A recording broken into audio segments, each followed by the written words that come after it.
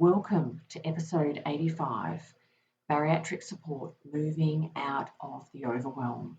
And in today's podcast, I want to talk all about feeling of overwhelm after bariatric surgery. I'm going to lead you through step-by-steps of moving out of that overwhelm because it's such an uncomfortable place to be.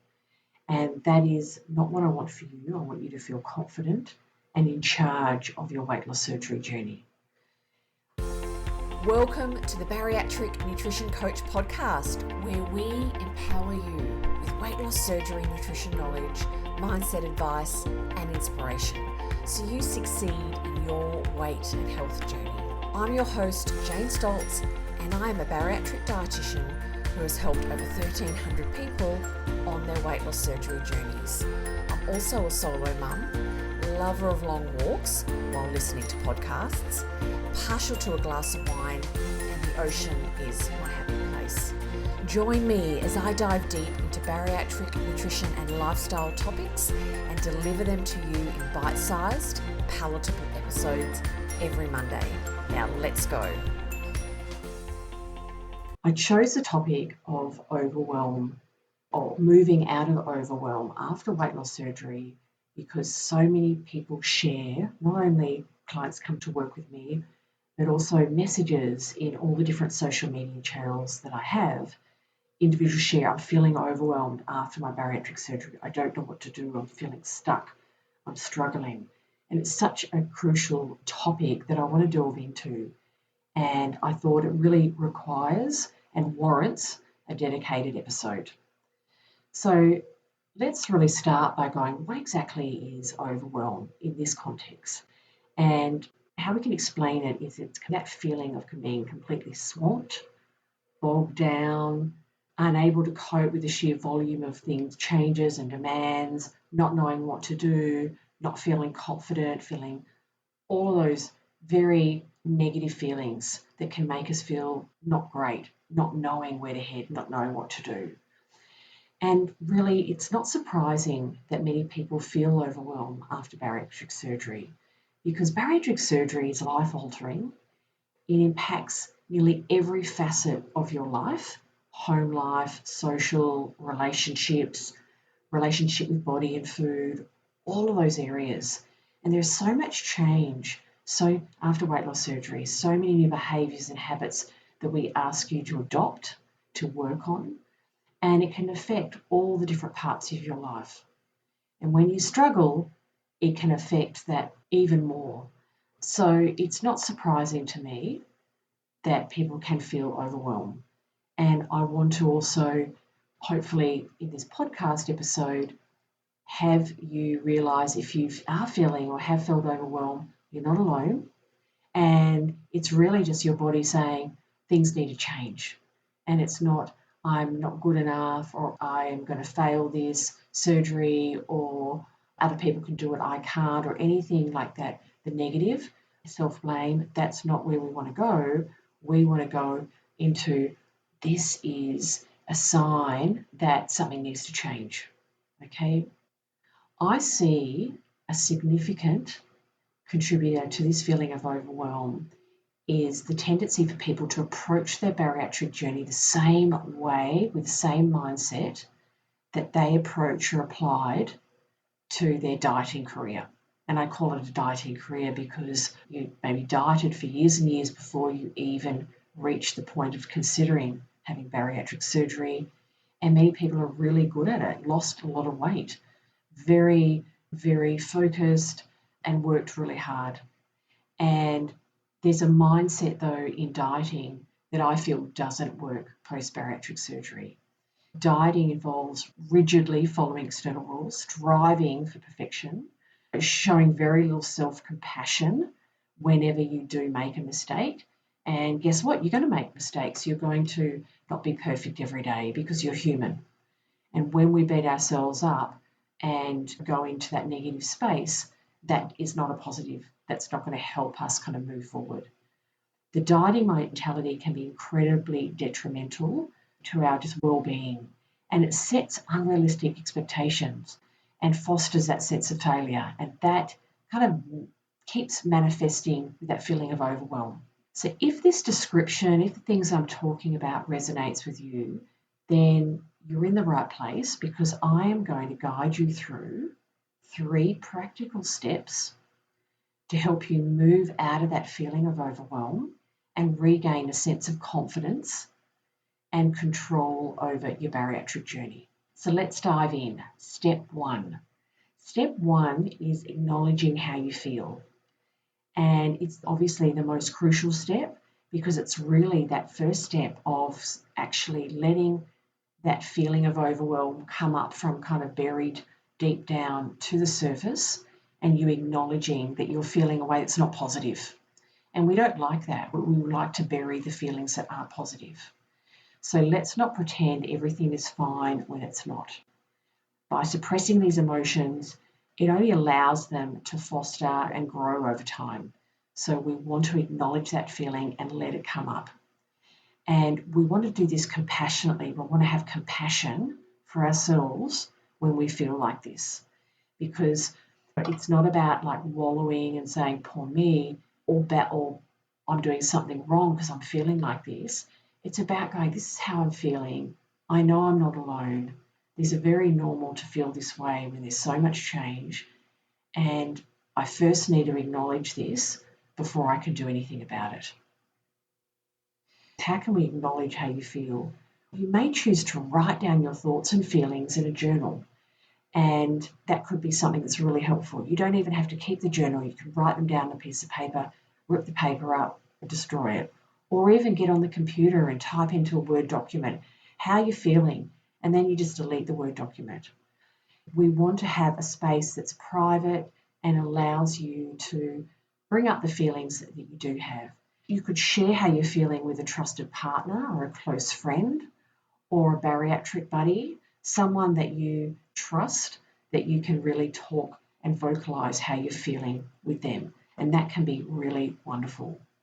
Sometimes it can just be something you do with yourself. You may just say to yourself, things aren't like I thought they would be. I thought I'd have this all handled. I don't. I don't know where to start. I don't know if I'm doing everything that I could be doing. I know I could be doing things differently. I don't even know how to start doing that. And this is just where I am. And so it might just be something that you do by yourself. But the key here is also compassion, as I mentioned, and we want to really foster that. I talk a lot about that with my clients. Dieting mentality is not compassionate. It's good, bad, wrong, good day, bad day. And when we're in that space, we have no room for making any mistakes or not doing things well or being open to looking with a fresh set of eyes of how else could I do this, and being creative. I talk a lot with my clients, and when we're talking about how to change things or doing things a different way, I say, let's brainstorm. It's just about throwing ideas up and saying what can work and what it can't work. Underlying all of that is compassion, that you don't have to be perfect. When we're compassionate with ourselves, it's a lot easier to do kind things for ourselves. So just allowing yourself to acknowledge you have these feelings and being okay with it. And having that compassion that you can allow these feelings to come up. It's the beginning of the pathway. It's not just, I'm just going to have to sit in this discomfort. We don't want to just stay at this step. We want to move on to the next step. So we don't want to ruminate and stay there. We want to have a bit of time of reflection, and then we move into some action. So step 1, acknowledging how you're feeling.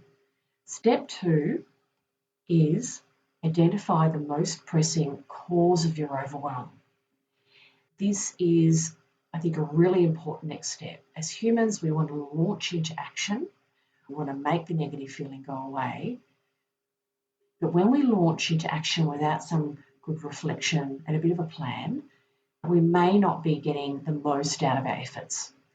So step 2 is about pinpointing what exactly is contributing to your sense of overwhelm, and it involves a little bit of prioritizing. And so when clients say, and I'll use this example of when a client comes to work with feeling overwhelmed, because I think it will give you an idea of how you can work through this yourself through the beginning parts of working with me in my bariatric nutrition bootcamp. We're doing reflection, We're collecting with food logs, and we're really looking, what are we doing now? What are we doing well? And also all the areas that maybe we want to work on and we could change. Many people say, I just have so much to do, there's so much to work on, I need to change everything, all of that. It can feel so overwhelming. And my job and what I do with them is we work through and I help them prioritize what is the first thing we're going to work on, what is the second, and what's the third, and so on.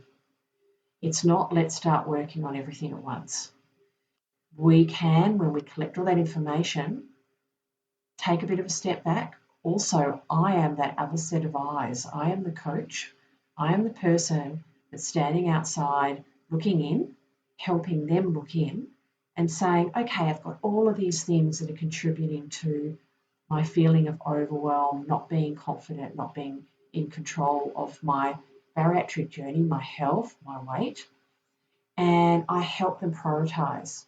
And I also remind them that we need to list things down and be really clear about what we're going to work on first, second, third. Working on everything at once does not work. When we attempt to work on lots of things at once, it will create more overwhelm, not less. It's really classic in dieting. On Monday, I'm going to do X, Y, Z, all these things differently. And even if you can keep it up for a little bit, you can't keep it up forever because you're not fostering habits. You're not really getting that significant change. And also, it leads to burnout. It leads to being exhausted. And that's when we throw everything out the window and we stop doing everything. Your bariatric journey is not a sprint, it's a marathon, meaning it's for the rest of your life. We want to see it as a long journey and that we are making steps towards our goals. And guess what? We continue to do it for the rest of your life. You're making steps to be a healthier, happier, more confident version of yourself. So real long-lasting change, particularly behaviour change, takes time, and we also need to break down the change into steps, one step at a time. All of my clients, often it's one or two things at a time, and sometimes things come up in life and they may be working on a couple of things. Something else in their life is thrown into the mix that's really taken over time, emotions, all of that. We need to move from, I call it a jog, going forward on their journey, back to a walk. That's okay. It's not about sprinting the whole rest of your life. It's about sometimes you can jog, sometimes you can walk. Sometimes you need to sit on the bench for a little bit. We just need to keep going in that direction, but we also need to honour how we're feeling.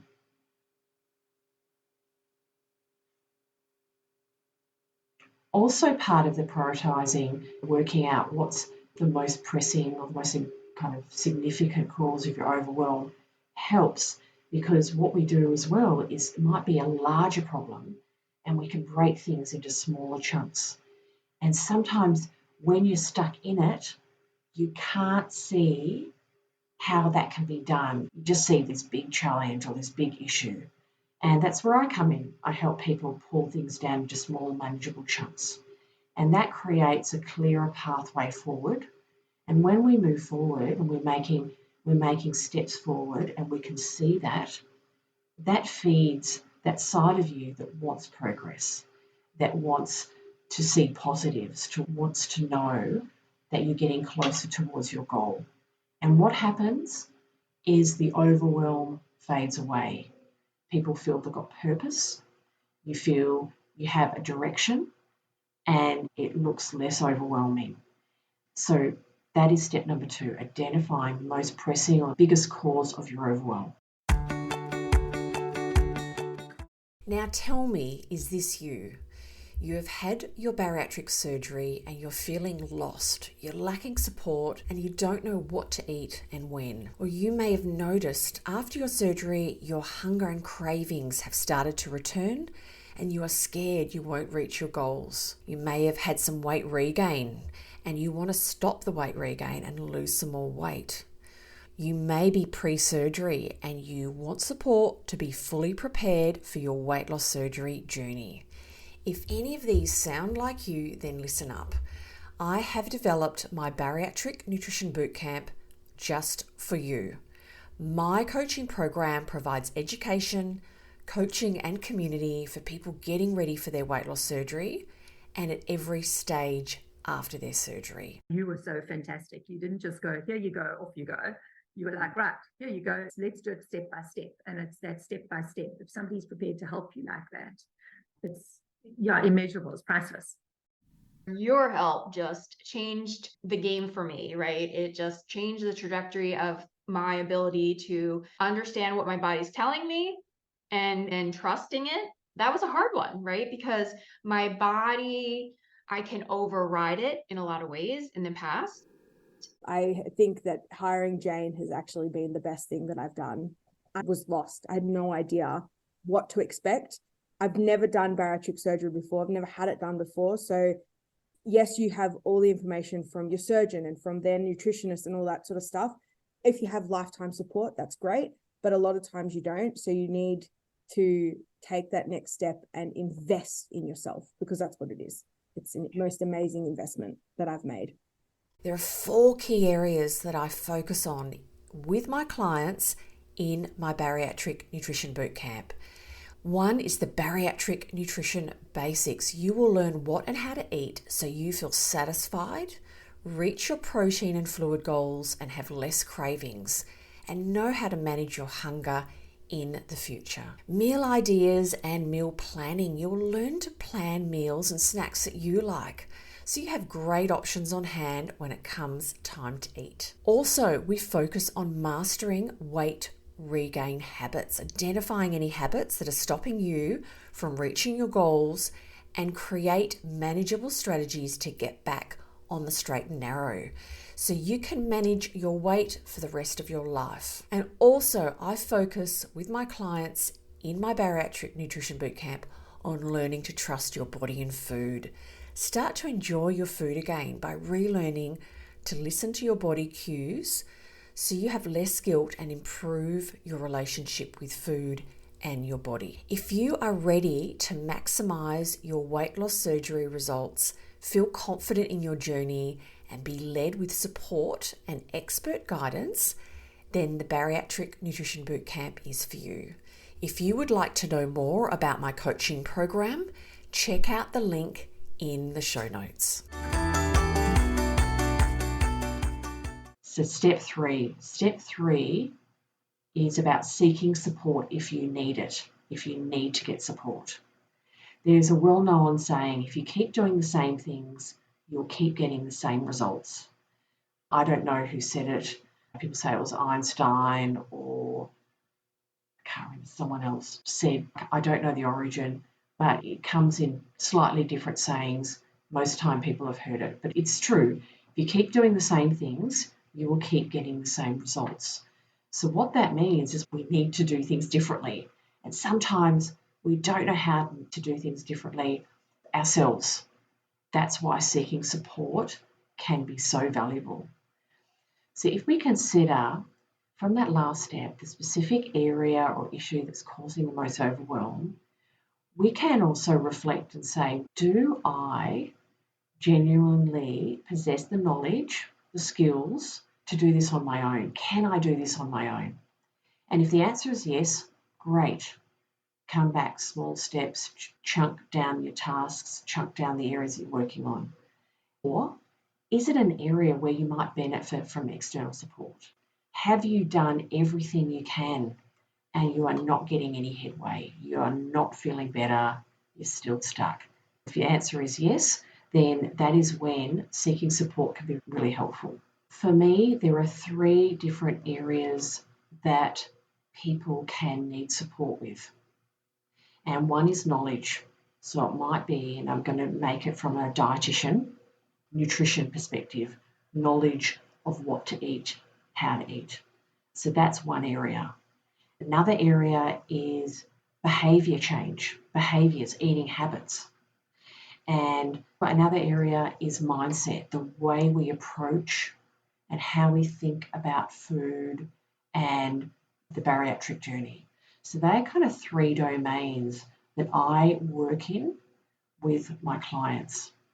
And I see many people getting stuck and feeling kind of overwhelmed and being stuck in their journey because they have been led to believe that the only area they need to work on or look at is what and how much you eat. And if they have that meal plan, just tell me some foods, I'll be great, I'll be fine. And that is, I suppose, a sign that sometimes there's things we don't even know that we don't know.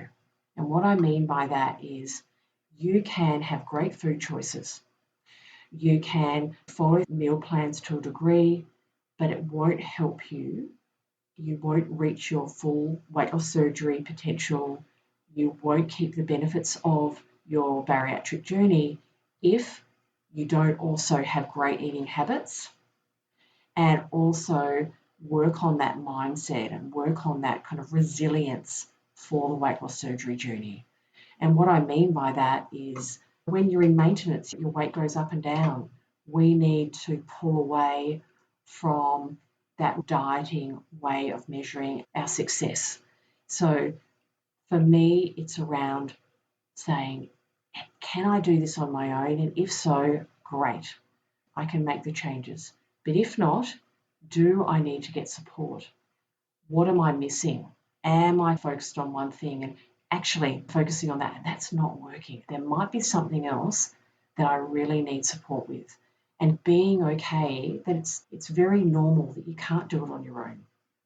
If you could do it all on your own, chances are you wouldn't have needed bariatric surgery in the first place. If you could manage your weight all on your own, you wouldn't have needed to go down the pathway of bariatric surgery. So seeking support is not a sign of weakness. And if that comes up for you in any sense when you're listening to me, that would be a great thing to kind of contemplate. Do I feel like I should have to do this all on my own? Do I feel that other people are doing it all on their own and I should? And if I don't, I'm a failure or whatever. If that is coming up, I think that's a really good thing to acknowledge and maybe question. There is evidence that shows that people that follow-up appointments with their care team after having bariatric surgery in the long term do better. The people that do better go and check in even if things are good. They get reminded of key things. They can ask more questions. They are still in that conversation of the key habits, the key choices, the food choices, for example, that they need to be making to keep things on track. So let me go back just to that big topic of reaching out for support if you feel you need it. And it doesn't need, I'm talking about things from a bariatric dietitian perspective to a degree as when I started on this step 3, but it can be definitely broader than that. It can be reaching out to your primary care provider. It can be finding a psychologist who specialises in bariatric surgery for emotional and psychological support, an exercise physiologist. If you want to get back into activity and you've got injuries and pain, they are a great resource to help you get back into movement. So it really comes back to that step 2 of working out where do you want to work on, where do you need to work on first? And can I do this on my own or do I need support? So let me recap. Step 1 is to acknowledge how you truly feel with compassion. Step 2 is to work out what's the single most important thing causing the overwhelm and work on that first. And if it's big, break it up into small steps. And step 3 is to seek support when and where you need it, if you need it. Support can be so pivotal for people, 1, to get the most out of their bariatric surgery, and number 2, to keep all those benefits. Thank you so much for listening to this podcast. If you are in that feeling of being in overwhelm after your bariatric surgery, that this has given some value, maybe something to contemplate. And I just want you to know that you're not alone. It is such a common feeling for many people at some stage after the bariatric journey. But we don't want to stay in that state. We're stuck in that state if we don't do anything. And it's not a great feeling to be. We want to acknowledge, prioritise, and move into action. So thank you so much for listening. And I really look forward to being back in your ears very soon. Bye for now.